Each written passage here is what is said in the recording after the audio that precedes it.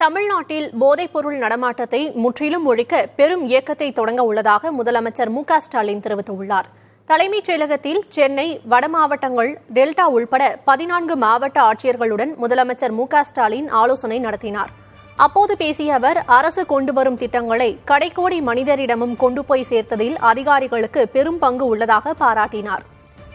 இன்னும் பல திட்டங்களை அறிமுகம் செய்ய இருப்பதாகவும் அவற்றிலும் மாவட்ட ஆட்சியர்கள் கவனம் செலுத்த வேண்டும் எனவும் கேட்டுக் கொண்டார். புதுமை பெண் போல் தமிழ் புதவன் திட்டம் தொடங்கப்பட உள்ளதாகவும் முதலமைச்சர் மு.க.ஸ்டாலின் தெரிவித்தார். சிறந்த நல்லாட்சியை வழங்க 4 குறிக்கோள்களில் கவனம் செலுத்த வேண்டும் என அறிவுரைகளை வழங்கிய அவர், ஜூலை 15ஆம் தேதி முதல் 2 மாதங்களுக்கு ஊரக பகுதிகளில் மக்களுடன் முதலமைச்சர் திட்டம் செயல்படுத்தப்பட உள்ளதாக கூறினார். தமிழ்நாட்டில் போதைப் பொருட்கள் நடமாட்டத்தை பெருமளவு நாம் கட்டுப்படுத்தி இருக்கோம். ஆனால் இது போதாது. போதைப் பொருள் நடமாட்டம் என்பது சட்டம் ஒழுங்கு பிரச்சனை மட்டும் இல்லை, சமூக ஒழுங்கு பிரச்சனை. எனவே தமிழ்நாட்டில் போதைப் பொருட்கள் நடமாட்டத்தை முற்றிலும் ஒழிக்கணும்.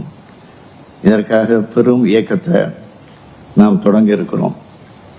மாவட்ட ஆட்சியர்கள், காவல்துறை கண்காணிப்பாளர்கள், மக்கள் நல்வாழ்வுத்துறை மற்றும் நகராட்சித்துறை அலுவலர்களை ஒருங்கிணைச்சு போதைப் பொருட்கள் பயன்பாட்டை மாவட்டத்தில் முற்றிலுமாக ஒழிக்க எல்லா நடவடிக்கைகளையும் எடுக்கணும்.